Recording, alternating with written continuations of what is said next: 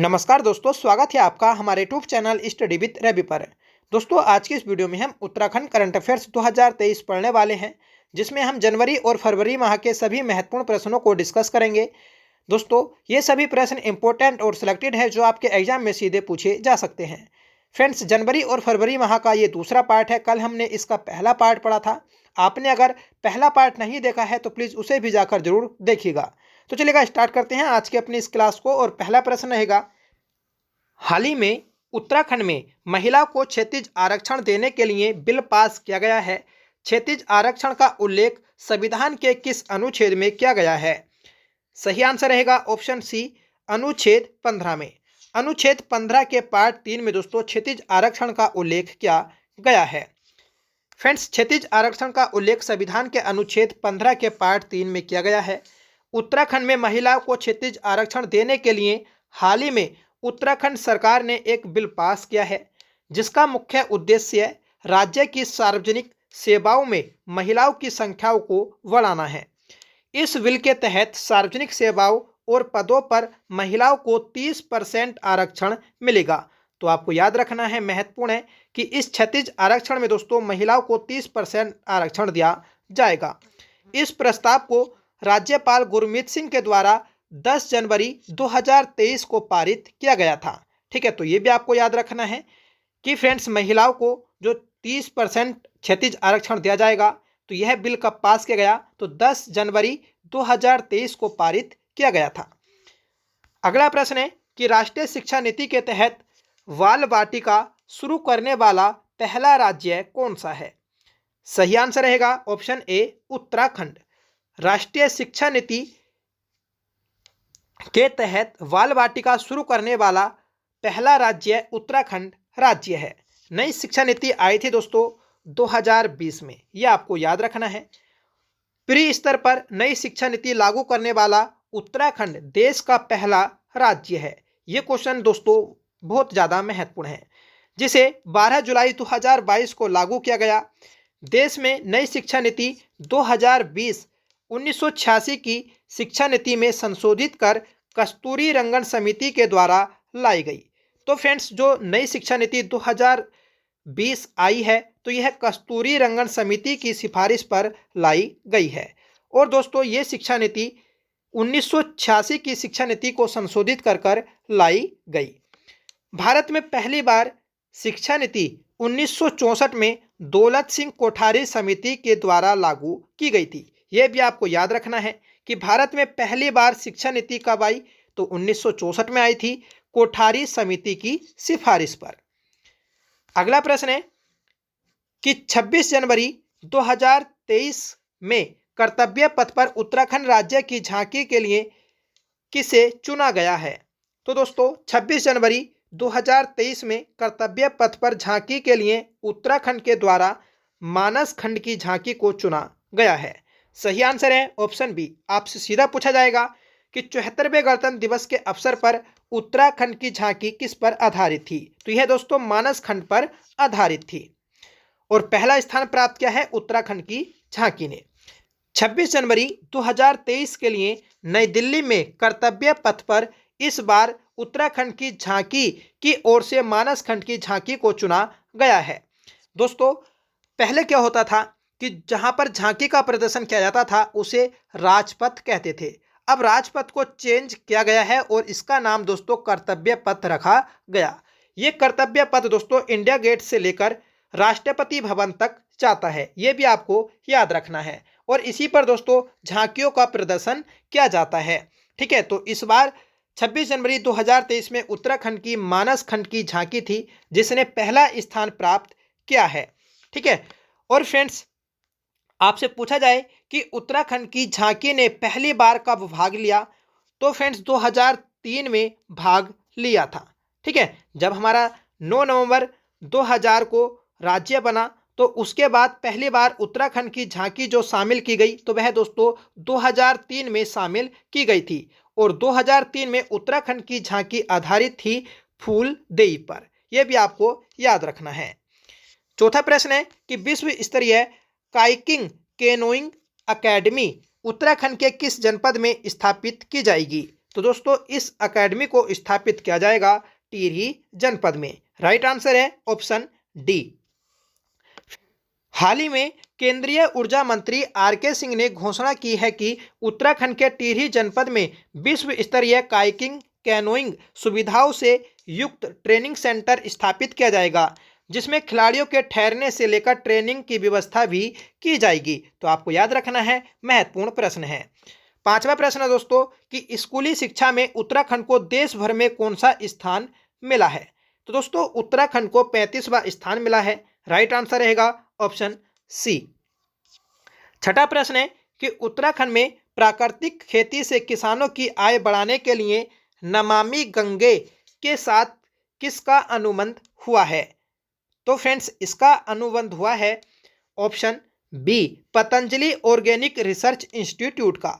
आपको याद रखना है कि नमामि गंगे और पतंजलि ऑर्गेनिक रिसर्च इंस्टीट्यूट के बीच एक समझौता हुआ है, जिससे उत्तराखंड में प्राकृतिक खेती से किसानों की आय बढ़ाई जाएगी। ठीक है, और ये जो अनुबंध हुआ है तो यह दोस्तों 31 अक्टूबर 2022 को किया गया है।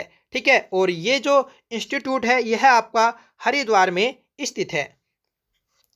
अगला प्रश्न है कि निक्षय मित्र पंजीकरण में देश का पहला राज्य कौन बना है। सही आंसर रहेगा option C, Uttarakhand.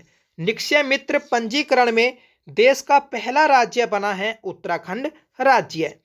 Friends Uttarakhand के स्वास्थ्य मंत्री हैं धन सिंह रावत, जिन्होंने बताया है कि प्रधानमंत्री टीबी मुक्त भारत अभियान में सबसे अधिक निक्षय मित्रों का पंजीकरण कर उत्तराखंड ने देश में पहला स्थान पाया है।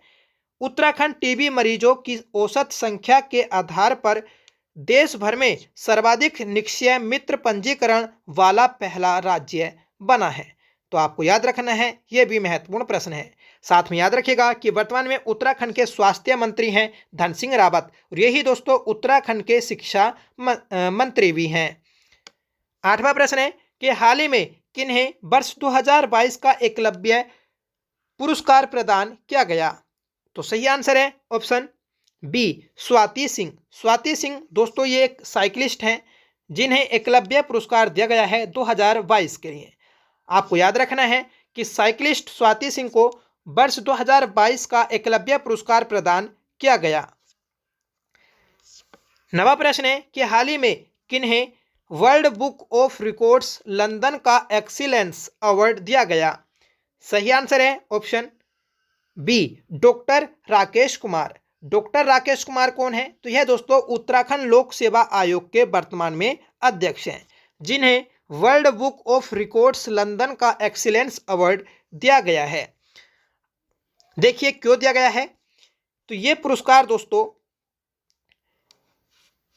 लोक सेवा आयोग की कार्य प्रणाली और परीक्षा आयोजित कराने के तौर तरीकों में पारदर्शिता के लिए दिया गया है। ठीक है, उत्तराखंड लोक सेवा आयोग का मुख्यालय दोस्तों हरिद्वार में स्थित है और इसकी स्थापना 15 मई 2001 को की गई थी। तो ये भी आपको याद रखना है। और वैसे भी आपको पता है कि उत्तराखंड के एग्जामों में कितने पारदर्शिता दिखाई जा रही है। ठीक है, 10वां क्वेश्चन है कि हाल ही में अल्मोड़ा के जुगल पेटसाली को किस पुरस्कार से नवाजा गया है। तो इन्हें दोस्तों अकेडमी अमृत पुरस्कार दिया गया है।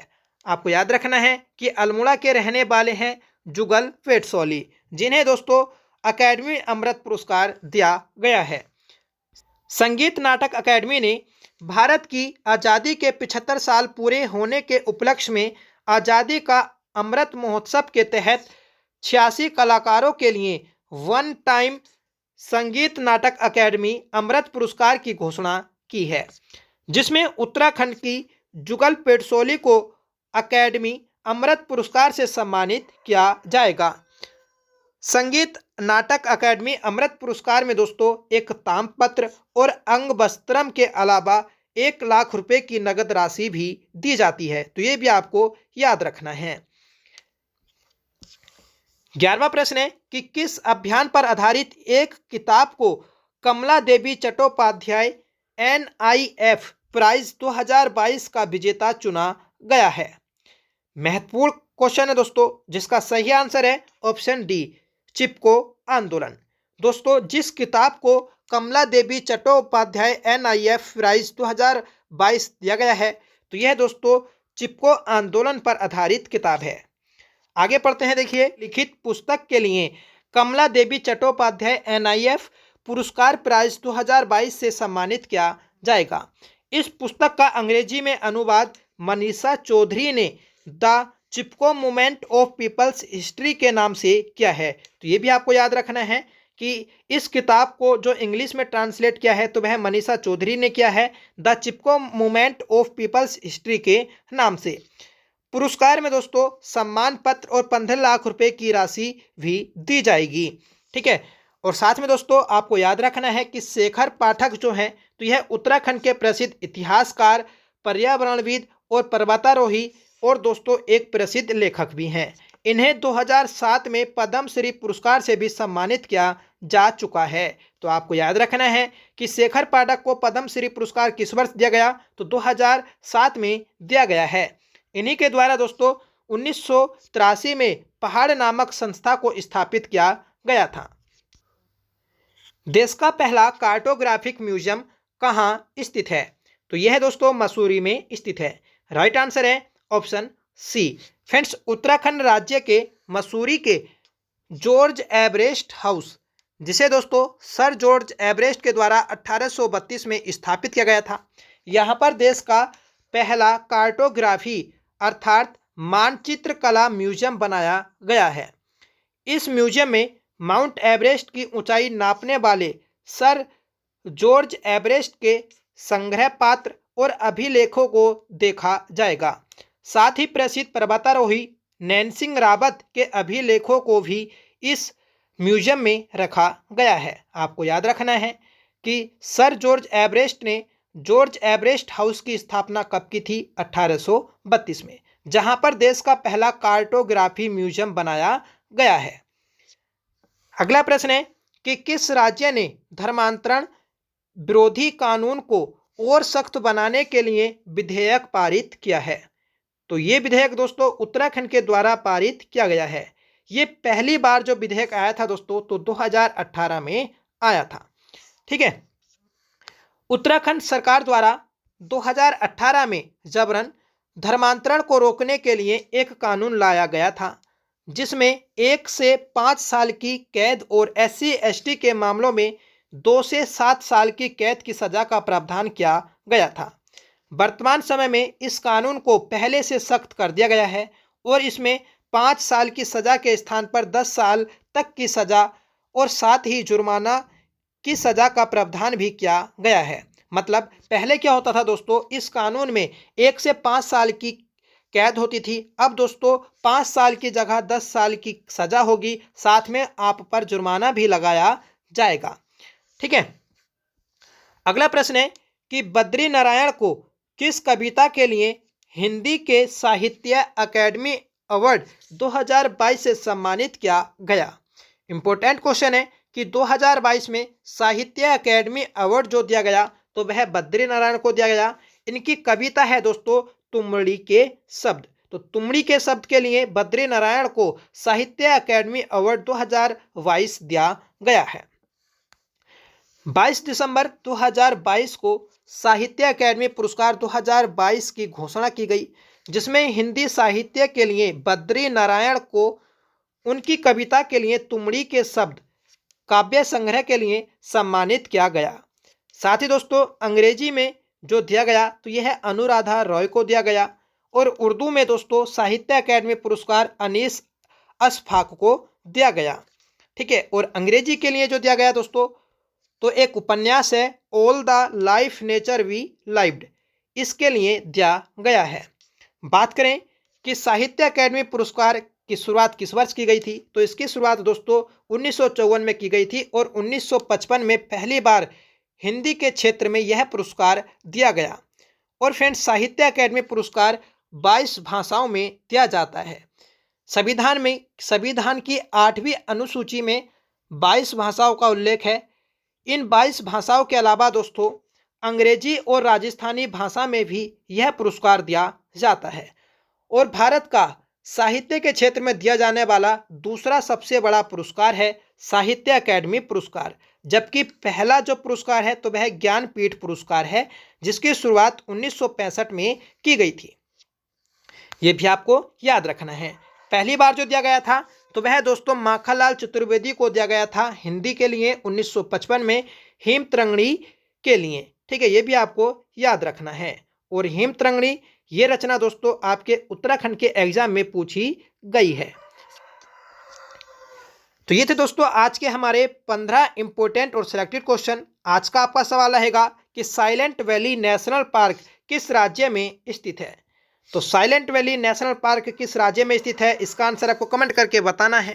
साथ में बताना है दोस्तों कि आज की ये क्लास आपको कैसी लगी। आई होप आपको पसंद आई होगी, क्योंकि दोस्तों सभी क्वेश्चन इंपॉर्टेंट है, सिलेक्टेड है और सभी क्वेश्चन की दोस्तों हमने व्याख्या भी की है। ठीक है, जिससे आपको क्वेश्चन आसानी से याद हो सके। तो फ्रेंड्स कमेंट करके बताइएगा कि आज की क्लास आपको कैसी लगी। आई होप आपको पसंद आई होगी। अगर आपको अच्छी लगी हो तो प्लीज़ वीडियो को लाइक करिएगा, दोस्तों में शेयर करिएगा, और आप चैनल पर पहली बार विजिट कर रहे हैं तो प्लीज़ चैनल को भी सब्सक्राइब जरूर कर लीजिएगा। चलिएगा, मिलते हैं दोस्तों नेक्स्ट क्लास के साथ। तब तक के लिए bye. Thank you so much for watching. जय हिंद।